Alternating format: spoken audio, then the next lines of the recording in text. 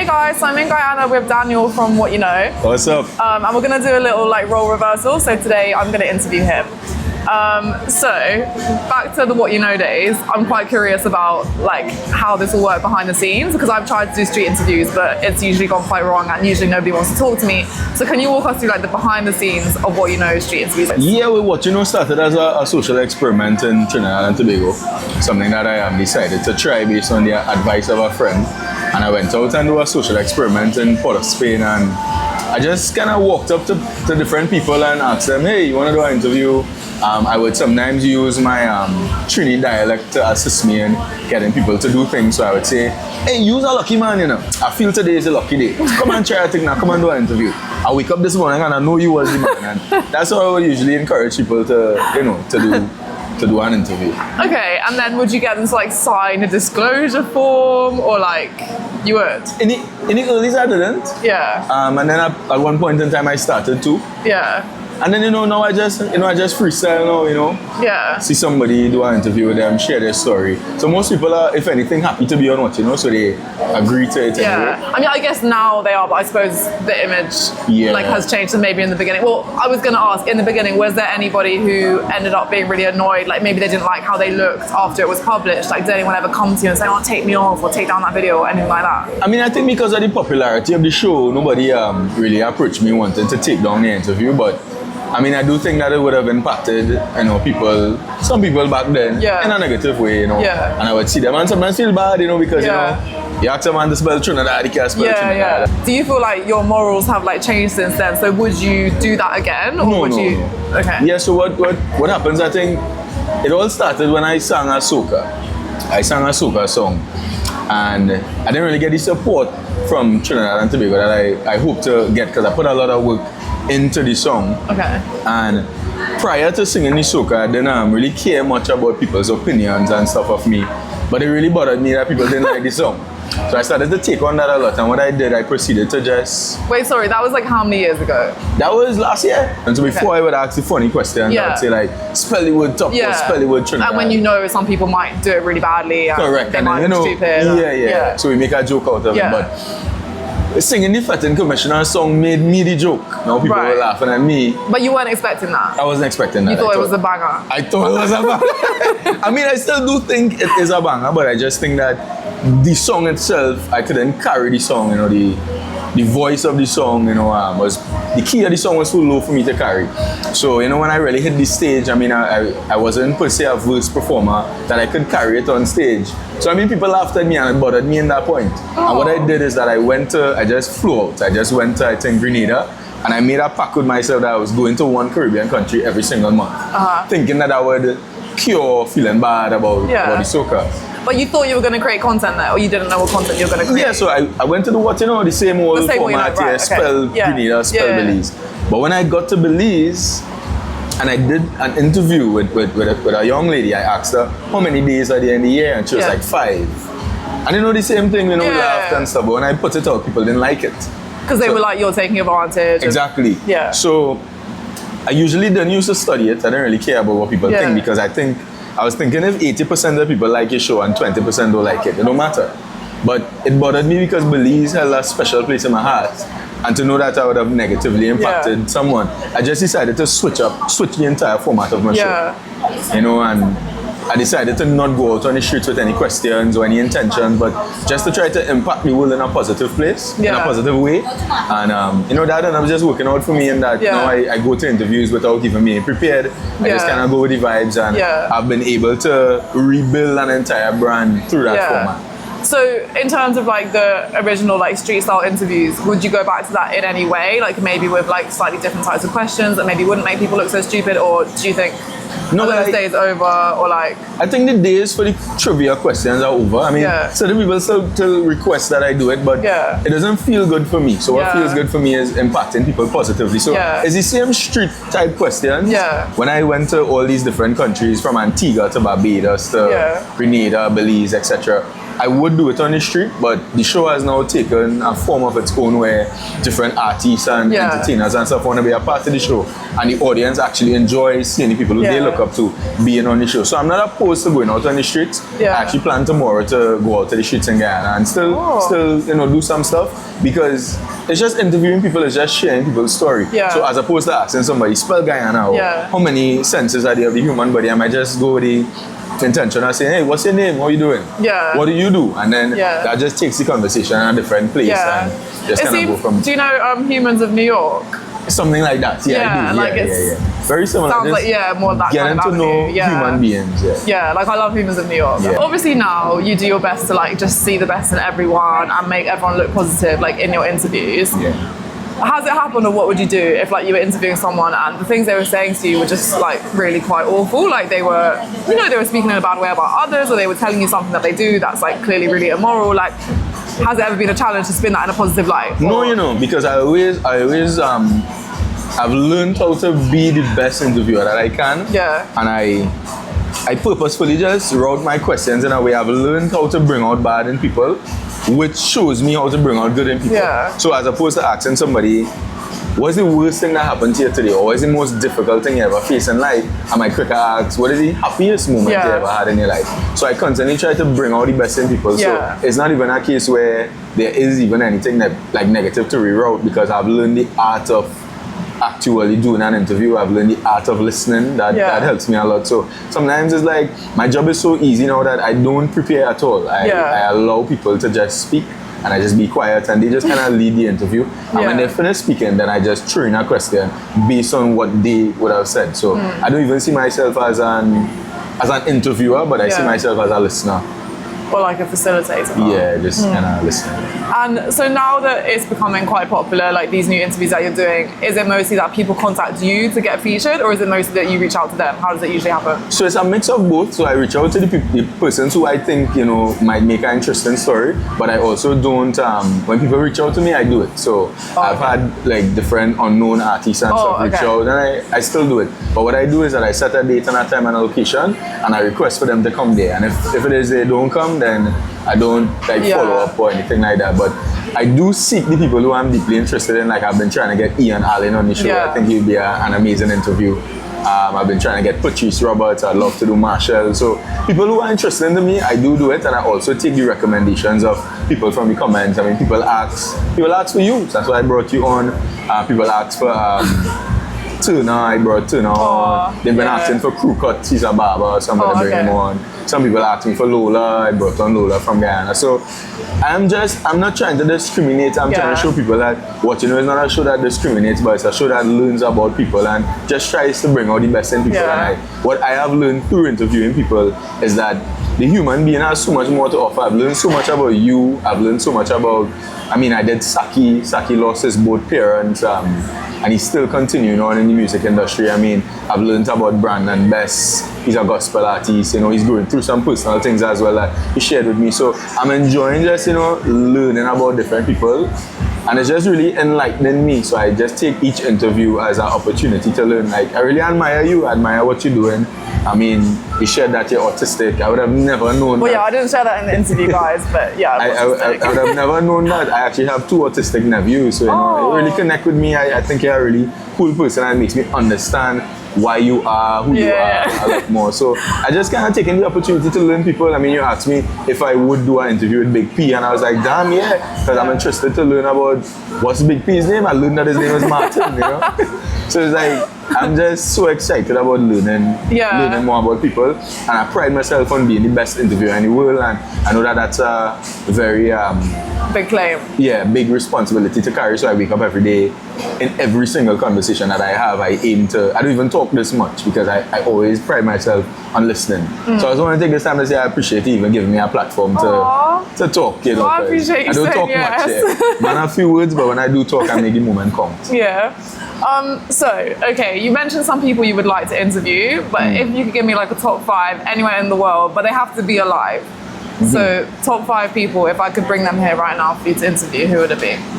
I'd love to do Beyonce, I'd love to do Jay-Z, I'd love to do Keith Rowley, I'd love to do Kamala Prasad Bissessa, I'd love to do Marshall Montano. I'd love to do people who people think they know about, but I want to see what I know People about them. always think they know. Yeah, That's the thing. think they People know. always think they know everything about you, and it's like, I've seen so many negative things about you, and I don't hold any of those opinions that people hold. So I'm interested to hear, you know, these different people. Like even for election time in Trinidad and Tobago, I have a goal of going and interview all the party leaders just to see, you know, what are they about? Do they think they're doing a good job? What do they think they are doing? You know, just to see. I'm trying to just unite.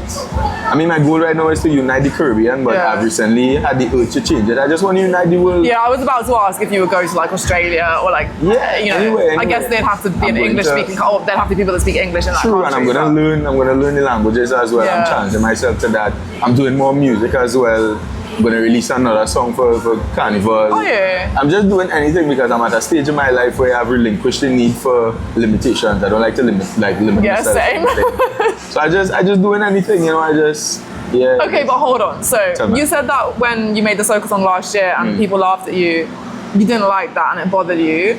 But like, if you made another one now and people didn't like it and they laughed at you, would that still bother you, or are you over that now? I already love the song. If I love it, it doesn't matter what other people think. Okay. So I've grown a level of confidence. I believe deeply in myself, and it's like, you don't care if people laugh at you anymore? Yeah. It's not that I don't care. It's like, you know, they are entitled to not like what I do, but what I have realized though is energy is such an important thing. Is that since I began believing in myself, every single person has believed in me now through the comments. You know, people are just saying some amazing things. They're saying I deserve an award. I think I deserve an award too. I think I deserve an award too. I don't feel like the need to get that validation from other people. People say I'm a humble person. Oh yeah, I think so too. People tell me I'm handsome. Oh yeah, I think I'm handsome too. It's like, what you think, I already thought. And when I did Fetting Commissioner and I did the Soca last year, I didn't think that I was a great performer. I was a great artist. Yeah. I just kind of was.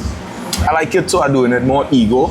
But I've relinquished my ego, I've relinquished my attachment to everything in the world, and so I'm just so confident. My confidence is up there, my belief in myself is up there. So it's like, I'm gonna sing this song, I'm gonna do it. It doesn't even matter. I'm not even gonna do any big, large promotional rollout or anything. I'm just gonna put it out there. It's like, because I already like it. It's already. So it's completely. It's mixed and mastered. It's ready. Yeah, it's done. You did it in Trinidad. Yeah.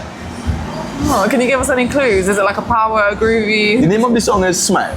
So it's the groovy. That's the name of the song. Yeah. I'm gonna let you listen to it and say if you like it. It's not for them to hear, but. Okay.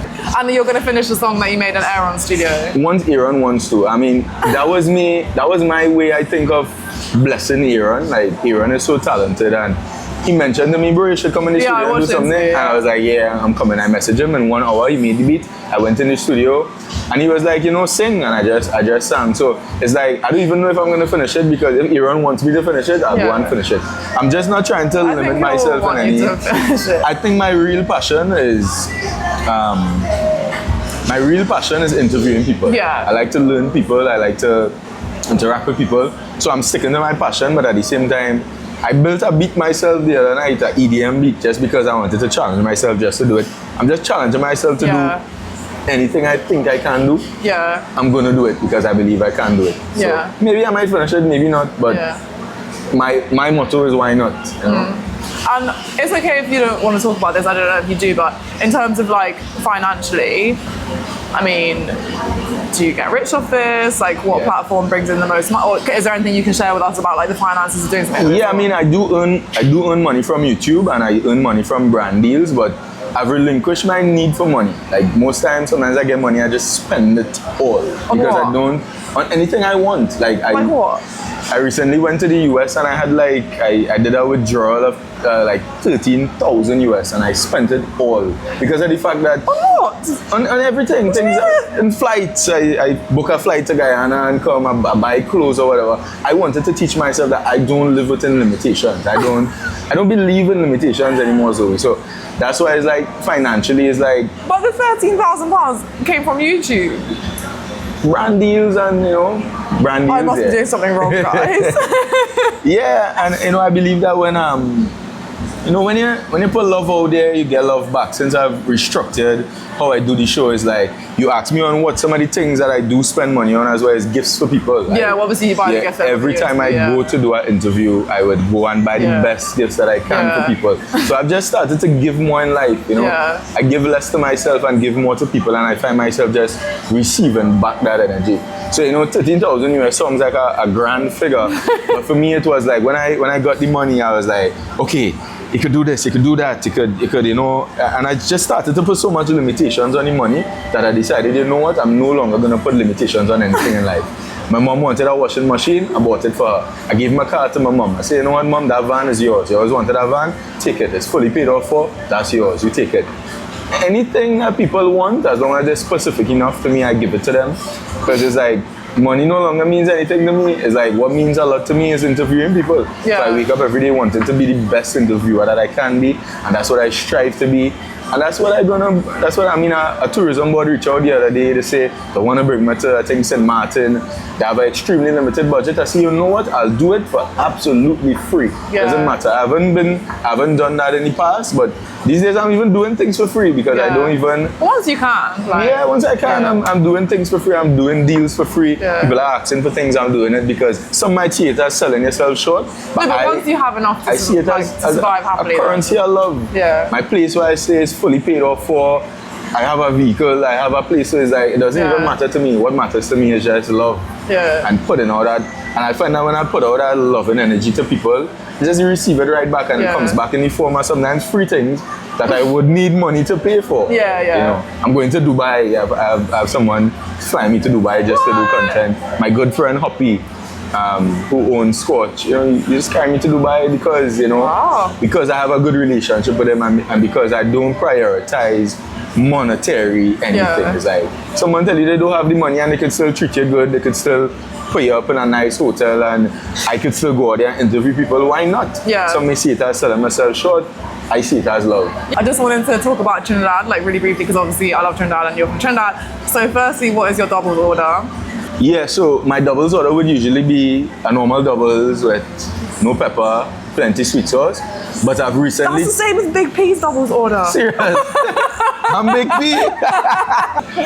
but I've recently switched it. I think I'm going to go to triples now. I'm going to start doing triples because I realize when I eat one bar, and then I remain with the other bar and I eat it, I still remain with Chana. Oh no, the ratios are all wrong. That bothers me. So I'm going to do the triples so that I could have one bar eat it, and then have the last bar to have the other Chana. And what are your 3 favorite things about Trinidad? My 3 favorite things about Trinidad, my first thing about Trinidad is the people. I think we have amazing people in Trinidad and Tobago. After the Fetting Commissioner song, I kind of disconnected a lot from my country, but I recently reconnected and really grew to love Trinidad and Tobago, to love the people, to see the good in people. I don't even see anything about crime. I don't like to talk about crime. I like to talk about positivity and what we can do to contribute to that. And I think the answer is love. So I love the people of Trinidad and Tobago. That's why I pride myself in sharing the stories and, you know, sharing different artist stories, entertainer stories, so that people can see, you know, the lovely place that we have. Secondly, about Trinidad and Tobago, I love, you know, the landscape. We have, you know, amazing landscapes, amazing places to go.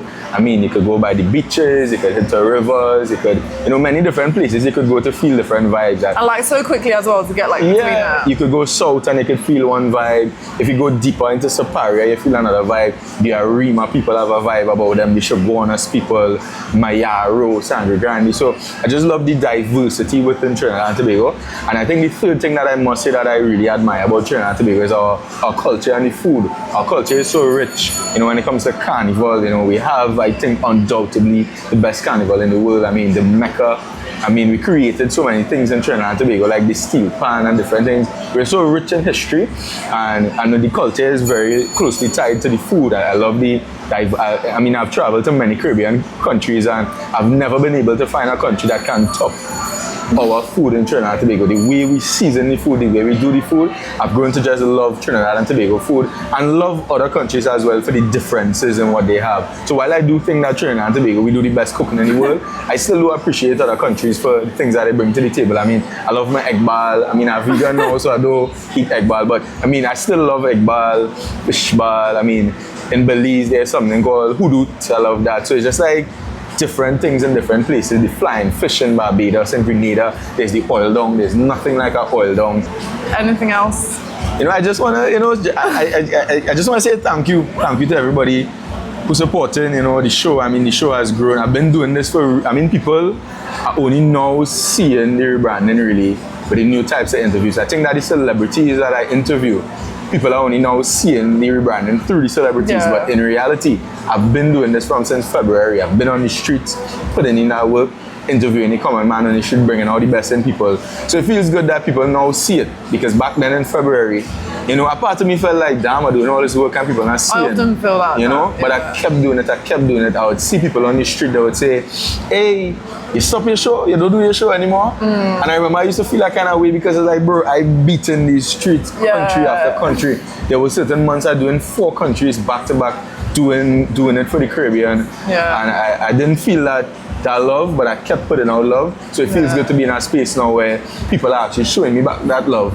And it shows me that I could do it with or without the love. I could do it with or without the support. Once I am love, the world will be love eventually. And that's what I have to say to the people. Okay.